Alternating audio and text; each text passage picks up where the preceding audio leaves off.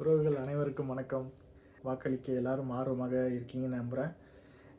இல்லைனாலும் உறுதியாக போய் அழிங்க. சில நிமிடங்கள் செலவு பண்ணுங்க. உங்களுடைய வாக்கு நம் நாட்டின் அரசியலை முடிவு செய்யும். ஏன் அது முக்கியம்?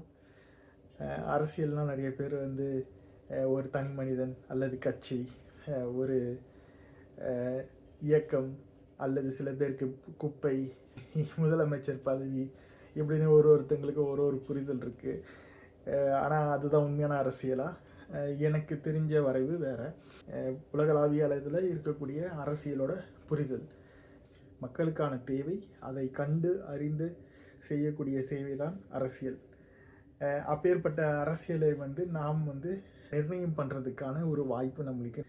அதனால் உறுதியாக பங்களிங்கள். இன்னொன்று, நீங்கள் எடுக்கக்கூடிய முடிவு எதை அடிப்படையாக கொண்டதாக இருக்கணும் அப்படின்றது மிக முக்கியமான மற்றொரு செய்தி. இதுக்கு முன்னாடி இந்த கட்சி வெற்றி பெறுமா வெற்றி பெறாதா அப்படின்ற சிந்தனைக்கு உட்பட்டு நம்ம பார்ப்போம். வெற்றி பெறுமா வெற்றி பெறாதா அப்படின்னா, ஆங்கிலேயர்கள் நம்மளை ஆட்சி செய்யும் பொழுது ஆங்கிலேயர்களை வெற்றி பெறதுக்கு வாய்ப்பே இல்லாத சூழல் தான் இருந்தது கிட்டத்தட்ட 250 ஆண்டுகளாக. ஆனால் அதற்கான பெரும் முயற்சி, ஒரு நம்பிக்கையோடு இந்த நாட்டில் ஒரு மாற்றம் ஏற்பட வேண்டும் அப்படின்னு சொல்லிட்டு முயற்சி பண்ணாங்க. போராடியவர்கள் தான் வெற்றி பெற்றார்கள். அப்போது பயந்து கோழைகளாக வெற்றி பெறவர்கள் கூடவே சேர்ந்த நம்மளோட சுதந்திர போராட்ட வீரர்களுக்கு எதிராக கூட செயல்பட்டாங்க. அப்போ முக்கியமான செய்தி என்னென்னா, நீங்கள் வெற்றி பெறுற பக்கத்தில் நிற்க போகிறீங்களா, இல்லை நேர்மையானதோ எது தேவையானதோ அது பக்கத்தில் நிற்க போகிறீங்களான்றதான் கேள்வி. உங்களைப் போல சிந்தித்து நேர்மையின் பக்கமாக, அறத்தின் பக்கமாக நான் நிற்கப் போகிறேன் அப்படின்னு நீங்கள் சொன்னீங்கன்னா, பணத்தை வைத்தோ அல்லது அதிகாரத்தை வைத்தோ இல்லை திரை புகழை வைத்து மட்டும் அரசியலுக்கு வருபவர் வெற்றி பெறதுக்கு வாய்ப்பே இல்லை. அதற்கப்புறம் மிக முக்கியமாக தெரிஞ்சுக்க வேண்டிய இன்னொரு செய்தி என்னென்னா, தெரியவில்லை என்றால் தெரிந்து கொள்ளுங்கள். வெற்றி பெற்றவர்கள் மட்டும்தான் ஆட்சி அதிகாரத்தில் இருந்து அனைத்தையும் செய்வார்கள் என்று இல்லை. எதிர்கட்சிகளாக இருக்கிற அனைவரும், சட்டமன்றத்தில் இருப்பவர்கள் அல்லது இல்லாதவர்கள், இவர்கள் எல்லாரும் தேர்தல் ஜனநாயகத்தில் மிக முக்கிய பங்கு வகிப்பவர்கள். ஏன் அப்படின்னா, அரசியல் கட்சிக்கு கட்டாயம் தெரியும், பொதுமக்களுக்கு எந்த அளவுக்கு தெரியும் தெரியல. வெற்றி பெற்றவர்கள் 5 ஆண்டு இருக்கும் வரை அவர்களுடைய செயல் திட்டங்களை படுத்தாமலும் இருக்கலாம். இதற்கு எதிர்கட்சிகள் போராடும் பொழுது தான் கட்சிக்கு மிகப்பெரிய ஒரு அழுத்தம் உண்டாகும். இந்த அழுத்தத்தின் காரணமாக பல தவறான திட்டங்களை கைவிடுவார்கள், செய்ய வேண்டிய திட்டங்களை செயல்படுத்துவார்கள். நேர்மையாக போராடியவர்களுக்கு நாம் வாய்ப்பு கொடுத்தால்தான் அவர்களுக்கு தொடர்ந்து மக்களோட நிற்க வேண்டும் என்ற எண்ணம் வரும். இது மிக முக்கியமாக வளரும் கட்சிகளுக்கு அவசியமான ஒன்று. இதை நீங்கள் புரிந்துக்கிட்டீங்கன்னா, அறத்தின் வழியில் நேர்மையாக களத்தில் நிற்கும், மக்களோடு நிற்கும் கட்சியை தேர்ந்தெடுத்து வாக்களிப்பீர்கள். இன்று வெற்றி பெறவில்லை என்றாலும் உங்களுக்கு ஒரு பிரச்சனை என்றால் அவர்கள்தான் களத்தில் நிற்பார்கள். இதை தாண்டி நான் ஆதரிக்கும் ஒரு கட்சி இருக்குது, அது நாம் தமிழர் கட்சி. இதை நான் ஆதரிக்கிறதுக்கு காரணம் நான் சொன்ன சில அடிப்படைகள் தான். மக்களுக்காக, மண்ணுக்காக, தொலைநோக்கு பார்வையோடு அவர்களுடைய போராட்டங்களாக இருக்கட்டும், செயல் திட்டங்களாக இருக்கட்டும், தேர்தல் ஆட்சி வரைவு அப்படின்னு 462 பக்க புத்தகம் ஒன்று வெளியிட்டிருக்காங்க. இது தொடர்ச்சியாக செஞ்சிட்டு இருக்காங்க. அவங்களுக்கு தேர்தல் வாக்குறுதி கிடையாது, தேர்தல் ஆட்சி வரைவு. அப்படின்னா ஒரு ஆட்சி அமைந்தால் முழுமையாக அந்த ஆட்சியை எப்படி செயல்படுத்துவோம்னு சொல்லிட்டு அனைத்து துறைகளை பற்றியும் பேசியிருக்காங்க. 9 பிரிவுகளாக இருக்குது. இது நம்ம நாட்டில் இப்போதைக்கு இருக்கிற பிரச்சனை. இந்த பிரச்சனைக்கான தீர்வு அந்த துறையோட வல்லுநர்கள், பொருளாதார நிபுணர்கள், இவங்க எல்லோரும் கலந்து இந்த செயல் திட்டத்தை உருவாக்கியிருக்காங்க. இது இப்போ இருக்கிற சூழலுக்கான மட்டும் கிடையாது. இப்பொழுது வருங்காலங்கள் இன்னும் 50-100 ஆண்டுகள் ஆனாலும் தமிழ்நாடு எப்படி இருக்க வேண்டும், அதில் மனிதர்கள் மட்டும் இல்லை, அவர்களுக்கு மிக முக்கியமான இயற்கையும் எப்படி இருக்க வேண்டும் என்ற தொலைநோக்கு பார்வையோடு சேர்த்து நிலமும் வளமும் சார்ந்த தொழிற்சாலை என்ற அடிப்படையில் ஒரு மிகப்பெரிய ஒரு தொலைநோக்கு பார்வையோடு ஏற்படுத்திய ஒரு ஆட்சி வரைவு. அந்த வரைவை பார்க்க வாய்ப்பு இருந்தால் பாருங்கள். அவர்களுக்கு மிக முக்கியமான அம்சங்கள் என்னென்னா, கல்வி, மருத்துவம், குடிதண்ணீர், இது 3 மட்டும்தான் இலவசம். கல்வி இலவசம் தானே, மருத்துவம் இலவசம் தானே அரசாங்கத்தில் அப்படின்னு நிறைய பேர் சொல்லுவாங்க.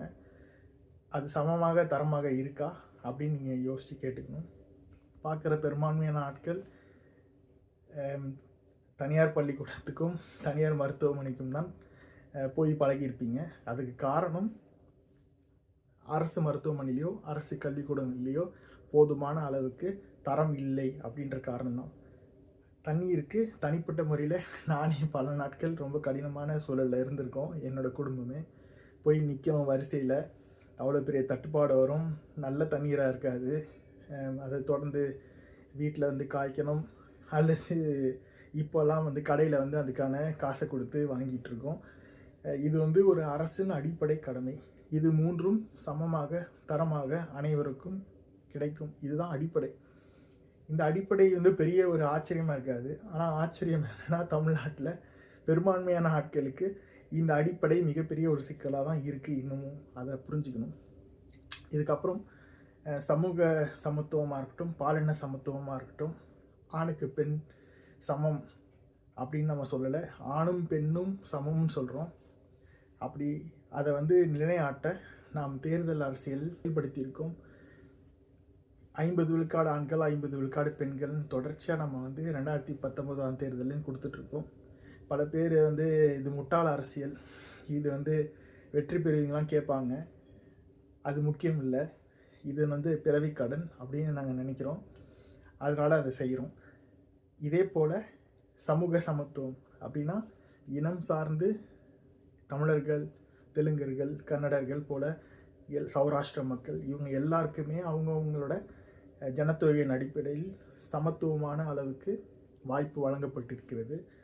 இதே போல் சமூகம், சாதியாக இருக்கட்டும், மதமாக இருக்கட்டும், ஏறத்தாழ அவங்களோட எவ்வளோ மக்கள் ஜனத்தொகை இருக்காங்களோ அதுக்கு ஏற்ப அவங்களுக்கான தேர்தல் வாய்ப்பும் வழங்கப்பட்டிருக்கு. இதே போல் கட்சியில் இருக்கும் அனைத்து பொறுப்புகளுக்கும் இதே மாதிரியான ஒரு சமூக நீதி பார்வையை பயன்படுத்தியிருக்கோம். இதை தாண்டி மக்களுக்கான போராட்டங்களில் அன்றாடம் மக்களோடு நின்று களமாடிட்டிருக்கும் சட்ட நடவடிக்கை மூலியமாகவும் இந்த செயல்களை செய்து கொண்டிருக்கிறோம். கடந்த 15 ஆண்டுகளில் சீமானண்ணன் மட்டும் நேரடியாக 152 போராட்டங்களில் கலந்து கொண்டிருக்கிறார். மக்களின் பக்கம் நிற்கிறார்கள், அரசை எதிர்த்து கேள்வி கேட்கிறார்கள், சிக்கலுக்கு உண்டானவர்களுக்கு உரிய நிவாரணங்களும் உதவிகளும் செய்து கொண்டிருக்கிறார்கள். இது பெரிய அளவில் ஊடகத்தில் காமிக்கப்படாது. ஏன்னா ஊடகங்களும் இங்கே இருக்க ஆட்சியாளர்களும் அதை விரும்புவதில்லை. இதை தாண்டி வாரமானால் பல ஆயிரம் பண விதைகளை நடுகிறார்கள், ஏரிக்குளம் தூர்வாருகிறார்கள். இது அனைத்துக்கும் ஆதாரங்கள் என்ன அணுகி கேட்டிங்கன்னா பல 100 காணொலிகள் உங்களுக்கு சில நிமிடங்களில் என்னால் பகிர முடியும். இது எல்லாம் நான் முன்னாடி சொன்ன மாதிரி தான் மக்களுக்கான தேவை மற்றும் அதை அறிந்து செய்யும் சேவை. இது ஆட்சி அதிகாரத்துக்கு வந்து தான் செய்யணும்னு இல்லை, ஆட்சி அதிகாரம் இருந்தால் இன்னும் வீரியமாக செயல்படுத்தலாம்.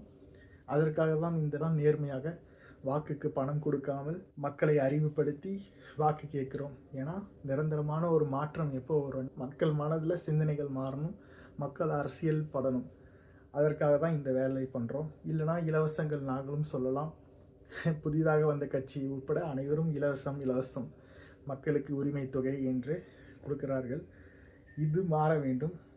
நான் முன்பே சொன்னது போல தான் நாம் தமிழர் கட்சி நான் சொன்ன அரசியலின் வரைவுக்கு பொருத்தமாக இருக்கும் அப்படின்றது என்னோட தாழ்மையான கருத்து, ஆழமான நம்பிக்கை.